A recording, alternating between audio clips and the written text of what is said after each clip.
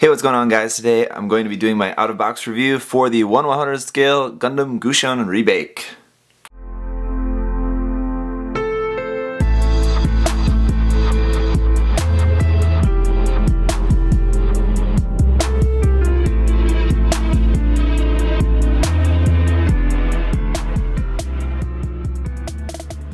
So for this review, I am going to be splitting up the review, two different reviews for the Gundam Gusion and the Gundam Gusion Rebake.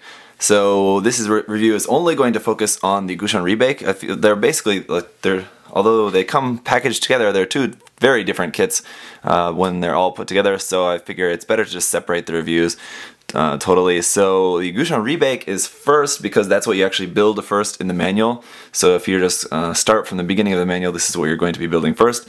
Then you're going to go through the process of changing it back, sort of reverting it back to the original Gusion. Kind of weird that they did it like that, considering it's kind of the opposite from how it actually happened in the story, but you know, whatever. So all in all, it's a good kit, I think. I don't know. I keep waiting for the design of the Gusion Rebake to grow on me. It's just not really happening as I expected it would. I like the design in the anime, and I don't know, sometimes when I look at it I like it, but just the HG and now the 1/100 scale as well, the design's not really growing on me as much as I was hoping for. The HG was very sticker heavy. This one is also still quite sticker heavy and not quite as bad as the HG. Of course, this one is quite a bit better, but there are still going to be quite a few stickers on here, quite a few missing color apps. Not really too bad to have to paint, and this does have some good part separation, color separation in some areas, but there just are still going to be quite a bit of small little bits missing, so I'll point those out. Yeah, just want to say a big thank you to MindFenix Hobby Store for sending me this kit again to share with you guys. I think I'm very much more looking forward to changing this to the Gusion. So actually I haven't done that yet. I've built all the Gusion parts. I guess while I'm on the subject, might as well show this to you now.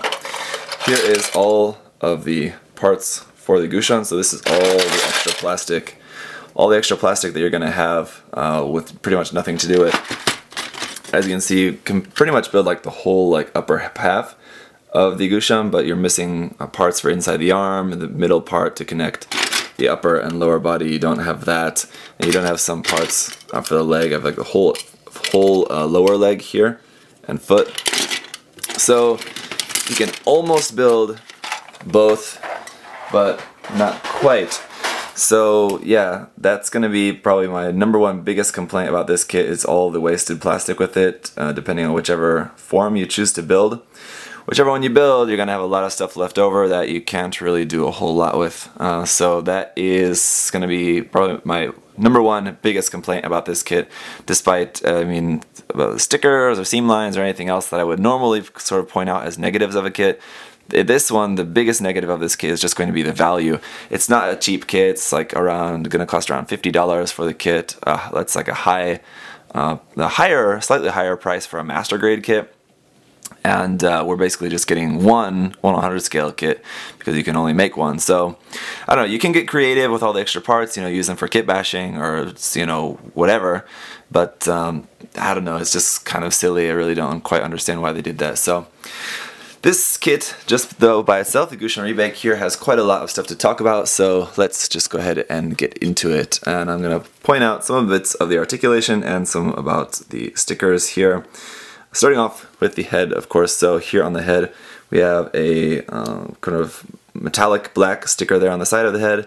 Wrapped around this white part here on the top is two big white stickers that wrap around there. On the face, the only sticker that we have here on the face is the orange sticker there in the center, and actually that's an orange piece, but the orange piece in the center doesn't extend all the way up to the orange that's kind of between the eyes. What the sticker does is just bridge the small little gap of white that would be there if you don't use the sticker. It's a very kind of meaningless sticker, I think. Here on the sides of the chest we have that sort of darker black color there, again that dark metallic black color. It's also a sticker inside there. Shoulders all color accurate, so that's nice.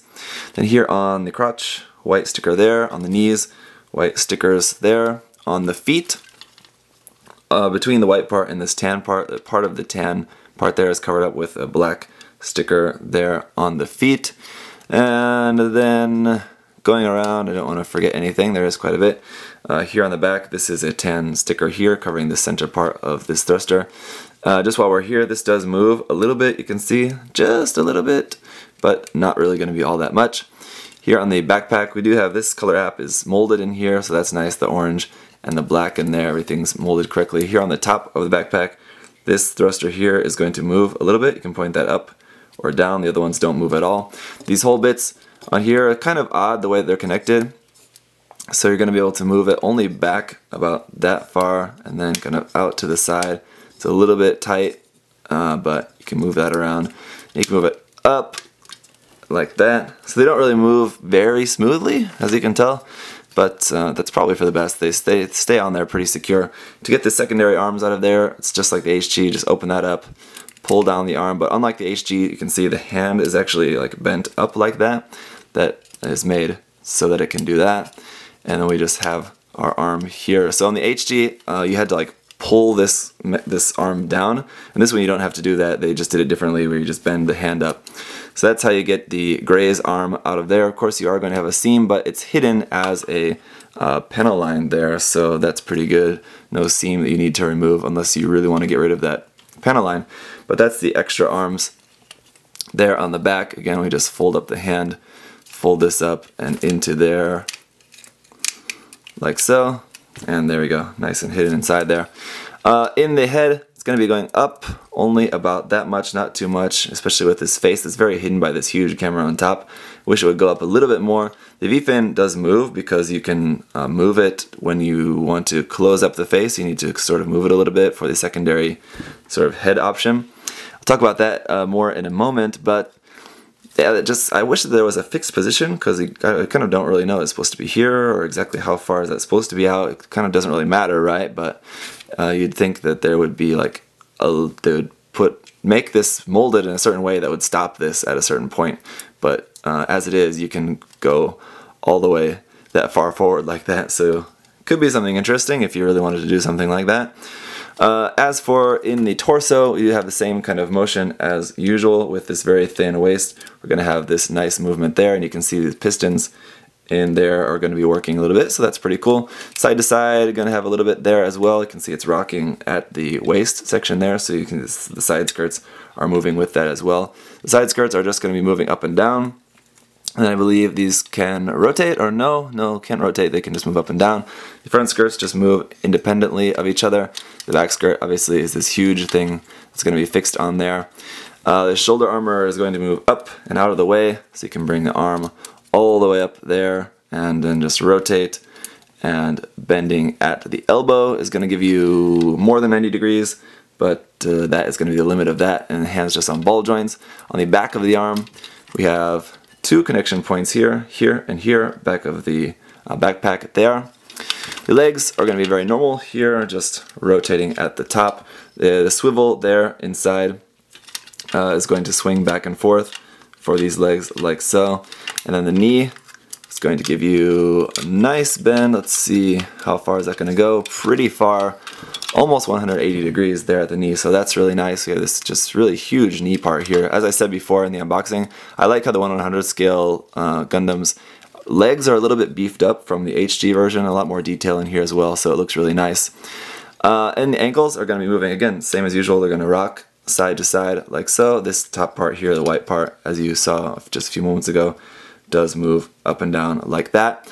We can move the toes down, I guess that's going to be the limit for that, up a little bit like so, down like that, and this whole white part, you can see it kind of moves completely out of the way like that. So if you wanted to have the foot really far up, you can move that white part out of the way. So that's pretty cool, and that's pretty much going to be it for the articulation. It's pretty normal, but very nice, I think. Good articulation, what you would expect for a modern kit like this. Now for the hands, we have different options here. We have open hands for the Gundam hands on there. You can see I have just the holding hands on at the moment. And we also have these open hands, which have a peg in there, which are going to help for pegging onto some weapons. Now you notice there's no backs on these because we only get one set of the back armor for the hands. So if you want to put those on here, you have to take them off there and switch them onto here. That's kind of silly, but unfortunately that is the case. And then for the Graze hands, the Graze arms that are inside the backpack there, we have open hands for those as well, which is pretty cool. So if you remember when I pulled that arm out of there, and you'll see it again in a moment, when I pulled the arm out of there, that also has holding hands like this. You can put these hands on there instead if you want, and again you'll have to switch the backs of those as well. Then we do have a action base connector, which is going to work like this, so that's nice that they finally have been including that, so that's going to plug up underneath the crotch there. Really pretty heavy kit, by the way, just with all the stuff in the backpack, especially the backpack and back skirt are going to be really quite heavy. We have this piece, which is a different chin piece. When you switch the head to the closed mode, you need to change out the chin piece for this one, so you have to be careful not to lose that if you are planning on changing it. Then we have our long rifle, which is again very similar to the Graze rifle, except now it's just longer. We have a small green sticker there for the camera. And overall pretty nice. It just fits into the arm like usual. You need to take this part off and then you can just drop that down. It does have pegs on here on the left and right side, so you'll have to peg that into the hand. Can't just drop it down and then close up all this stuff around it. It's going to be nice and secure. Secondary handle moves side to side, and that's pretty much it. You can pull off the barrel if you want, but we don't have an optional piece for the short barrel. If you wanted to use that, we don't have that included with this kit, so you'll have to steal it from something else. Then we have our halberd, which is really cool, very quite large. Just to show you this compared to the Gundam itself, you can see it's taller than the actual Gundam. This does include a couple of stickers. It's actually 2 stickers on each side, so 1, 2, 3, 4 there, and then on the back there's 1 sticker that just wraps around there, like so. So really cool, and if you didn't want to have it this long, I'll also just point out there's a peg here for pegging into the hand. You can put the hand pretty much anywhere on here, but if you want to have it super secure, use that peg. You don't have to use this long handle. If you want to have it in the collapsed form to be stored in the back skirt, you can just switch that out to this shorter handle, or you could just use it with a shorter handle like this, of course, if you wanted to. But really cool, really nice detail on there. I think this is really quite nice. The spike here doesn't come out or anything, it's just fixed like that. And that's it for the accessories. Now, to transform the head, first thing we need to do is take off the top part, take off the sides carefully, and to take off that chin piece. As I said, we're going to swap that out for a new different chin piece. So the first thing is to put the head part back on, and there's actually 2 different places where you can plug that in. It's first on the back one. Now you need to move it up to the more forward one, so that's going to go in there right there. Then we're going to put in our new chin piece, which is a little bit larger. It's going to go in here. Then put the sides of the head back on, again in a more forward position. There's 2 different points where they can plug in. So you plug them into where they're fitting farther forward, like so. And then you can see that's all totally closed up now.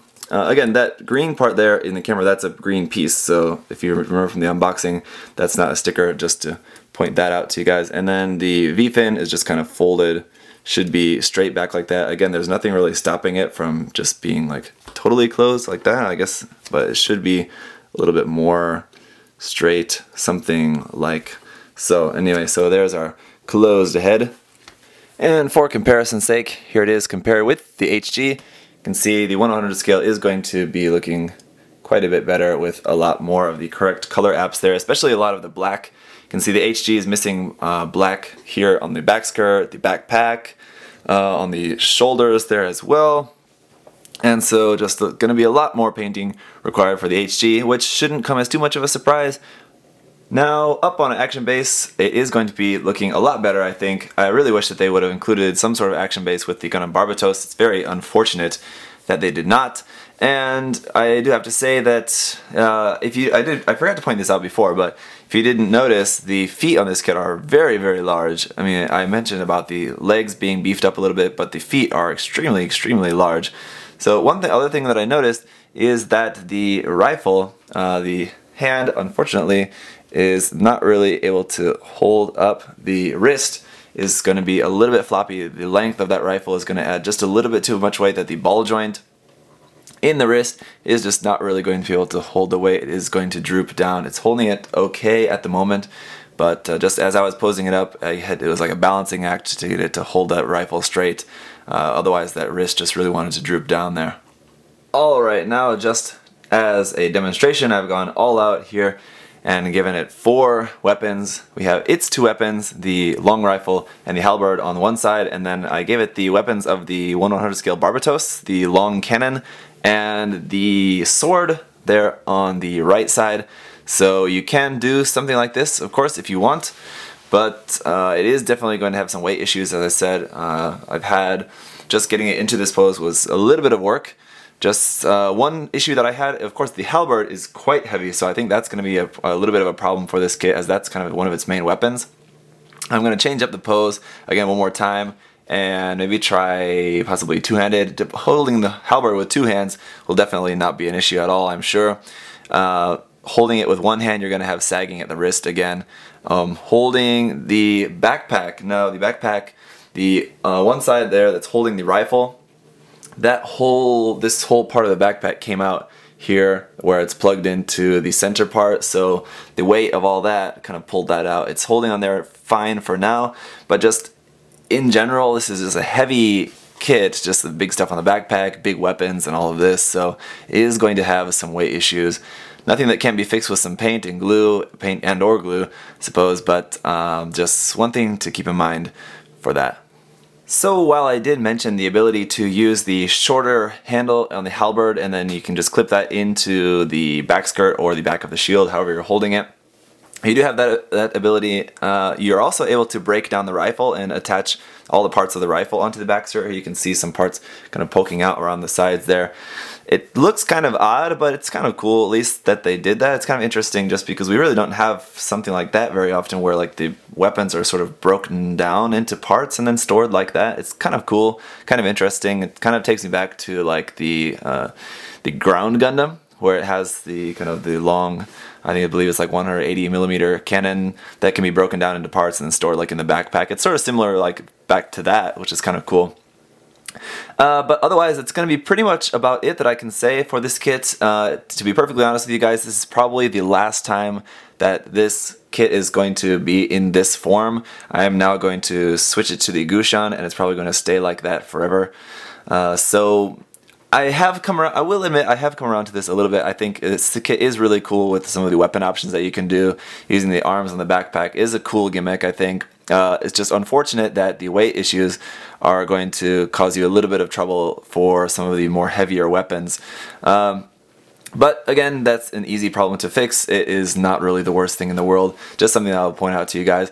One thing that I haven't really talked too much about is seam lines, and that's because this kit doesn't really have them. So that is something that you don't really have to worry about with this kit. Just all of the painting that you're going to have to do. You will have to do some masking. You'll have to do quite a bit of painting on this kit to get it perfectly color accurate. But, you know, that, again, should be pretty expected. It's not a master grade, after all. It's close, but it's still not quite going to be there. So, with that being said, it's going to pretty much do it for my review of this kit.